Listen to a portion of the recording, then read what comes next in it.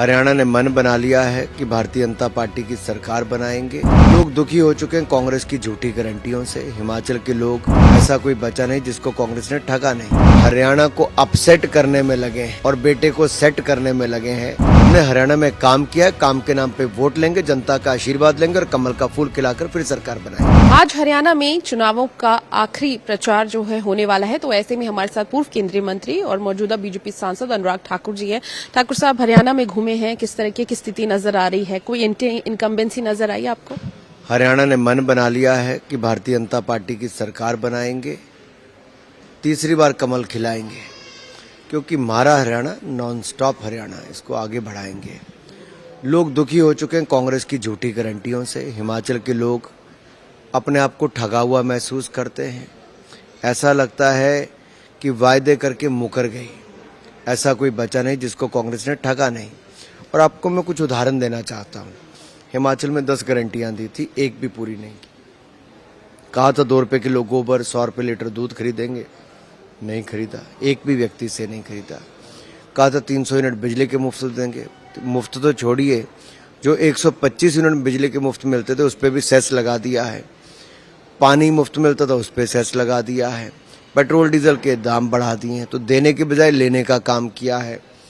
फिर कहा था पेंशन ओल्ड लाएंगे, पेंशन की टेंशन बढ़ा दी है। पेंशन 10-10 तारीख तक मिलती नहीं, तनख्वाह मिलती नहीं, दिवालियेपन की और हिमाचल को ले जा रहे हैं। सेबों के उचित दाम मिलने थे, वो नहीं मिले। फसलों के उचित दाम नहीं मिले।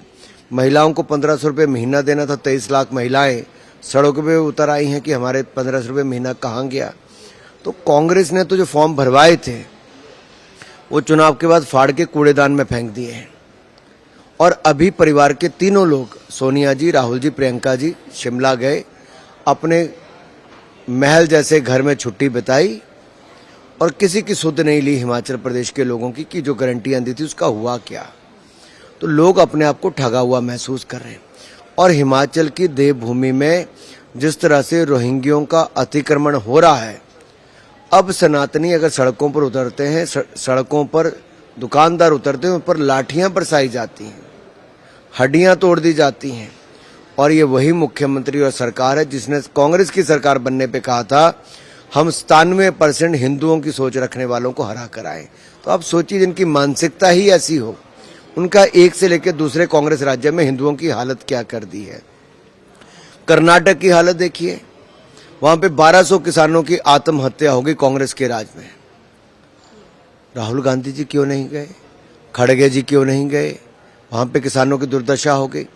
एमएसपी की गारंटी उन्होंने अपनी सरकार के समय क्यों नहीं दी भाई? स्वामीनाथन कमेटी की रिपोर्ट 2006 में आ गई थी। 2014 तक कांग्रेस की सरकार दिल्ली और हरियाणा में रही, नहीं लागू किया। क्यों नहीं किया?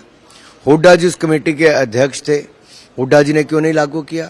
उल्टा हुड्डा जी ने तो 2 रुपए में किसानों की जमीनों का अधिग्रहण करना शुरू कर दिया। किसानों को मुआवजा अपने खाते में लेने के लिए 1000 रुपया बैंक में जमा कराने पड़ते थे।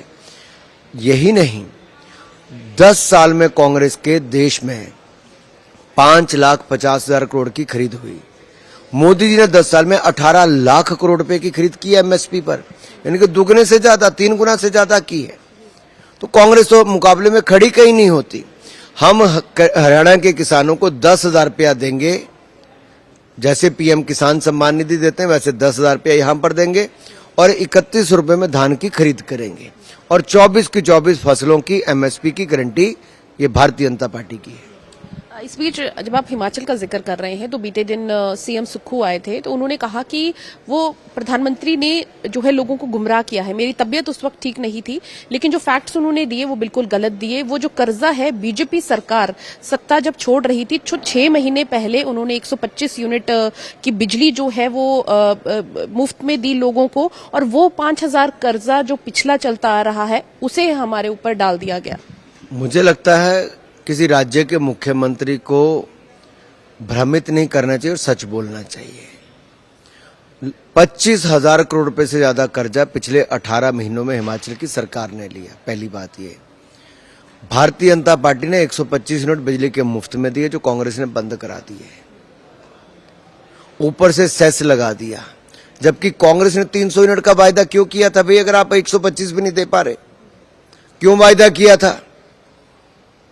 क्या बगैर पढ़े लिखे वायदा किया था? जो बिजली दी गई है वो या तो मनाली में होटल्स को या बड़े उद्योगपतियों को के लिए ये सारा प्रोग्राम था बीच में। देखिए, झूठ पे झूठ बोलने की आदत पड़ गई तो पानी पे सेस क्यों लगाया? 1500 रुपए महिलाओं को क्यों नहीं दिए? एक के बाद इनकी पोल खुल गई। सेब वालों को उचित दाम नहीं दिए, उल्टा सेब का तो इनका वहां पर गड़बड़ हो गया। क्या गड़बड़ हुआ? सेब भा दिए लोगों ने, बेचे तक नहीं। देखिए, हिमाचल के आर्थिक रूप से दिवालियेपन की ओर कांग्रेस लेके जा रही है, ये साफ दिख रहा है। केंद्र ने पैकेज नहीं दिया, हमारे ऊपर इतनी नेचुरल कैलामिटी आई, हमने खुद से 45,000 करोड़ रुपए खर्चा है, 4500 करोड़ रुपए खर्चा है। बिल्कुल झूठ है। हिमाचल प्रदेश को केंद्र ने जितनी सहायता दी, पूरी की पूरी पर्याप्त सहायता दी। 12,000 मकान आपदा के समय हमने मंजूर कराए, मोदी जी ने दिए।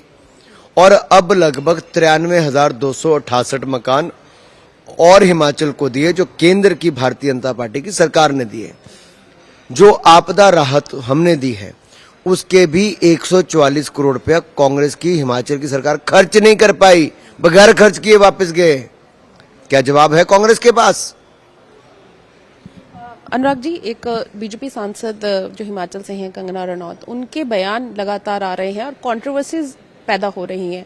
उन्होंने कल गांधी जयंती पर भी कहा कि देश के पिता नहीं होते, लाल होते हैं। और इसके अलावा कल उनका एक और भाषण जो है वो सामने आया, जिसमें उन्होंने पंजाब का नाम तो नहीं लिया, लेकिन ये कहा कि पड़ोसी राज्य में चिट्टा है, यहाँ के लोग जो है वो उग्रवाद फैलाते हैं या उदरवी है, एक्साइटेड बहुत रहते हैं। मैंने सुना नहीं भाषण, तो मैं बयान देना नहीं चाहूंगा। जिस तरीके से, अच्छा, उस पे नहीं करते, लेकिन अगर वो जिस तरीके की बयानबाजी कर रही है, आपको लग रहा है कहीं ना कहीं एक पार्टी में वरिष्ठ लोग हैं, वो अपने आप जिसने बयान सुना को बोलेंगे इस पे। समीकरण क्या देख रहे हैं हरियाणा में? और कांग्रेस बहुत ज्यादा कॉन्फिडेंट नजर आ रही है, एक अंडर करंट कह रहे हैं कि हमारे अंदर सब में बहुत अंडर करंट है इस वक्त। देखिए, हरियाणा में बहुत स्पष्ट स्थिति नजर आ रही है कि भारतीय जनता पार्टी जीत रही है। और जो कुछ लोग हरियाणा को अपसेट करने में लगे हैं और बेटे को सेट करने में लगे हैं, वो कभी सफल नहीं होंगे। मुख्यमंत्री के तौर पर भूपेंद्र सिंह हुड्डा अपनी आप दावेदारी तो पेश कर ही चुके हैं, हालांकि हाईकमान का फैसला रहता है। ऐसे में एक कुमारी शैलजा वाली जो कंट्रोवर्सी हुई थी वो भी आपने देखी होगी। इस सिचुएशन को आप हरियाणा में किस तरीके से?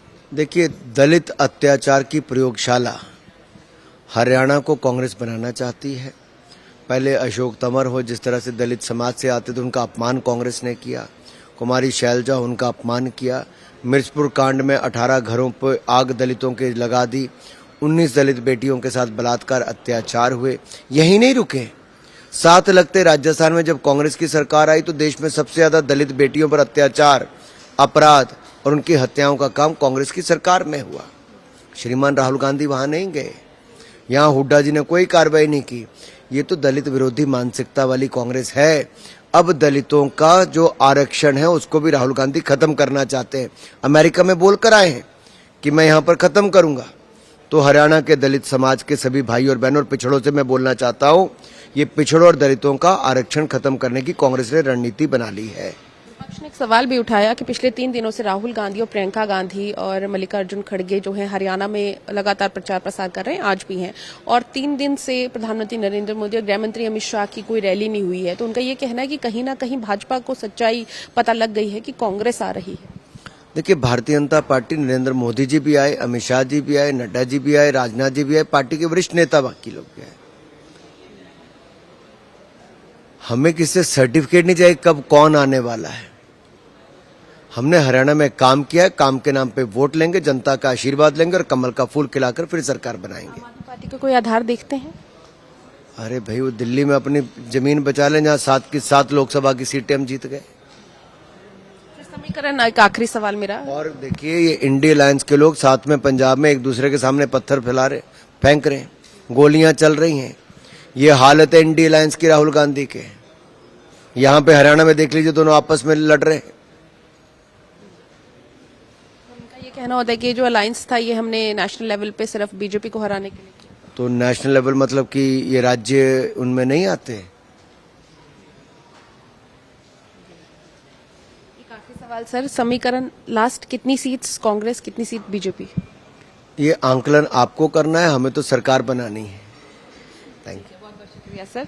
तो ये थे हमारे साथ सांसद अनुराग ठाकुर, जिन्होंने सीधे तौर पर निशाना साधा कांग्रेस पर कि आखिर क्या कुछ इन्होंने 10 साल के कार्यकाल में, यानी कि जब हुड्डा साहब का कार्यकाल था तब हुआ, और लोगों को वो चीजें नहीं भूलनी चाहिए। फिलहाल 8 अक्टूबर को जो है रिजल्ट आने हैं, देखना ये रहेगा कि सत्ता पे इस बार चौधर किसकी रहेगी। कैमरा पर्सन जतिंदर के साथ पूजा वर्मा, डेली पोस्ट पंजाब, हरियाणा, हिमाचल।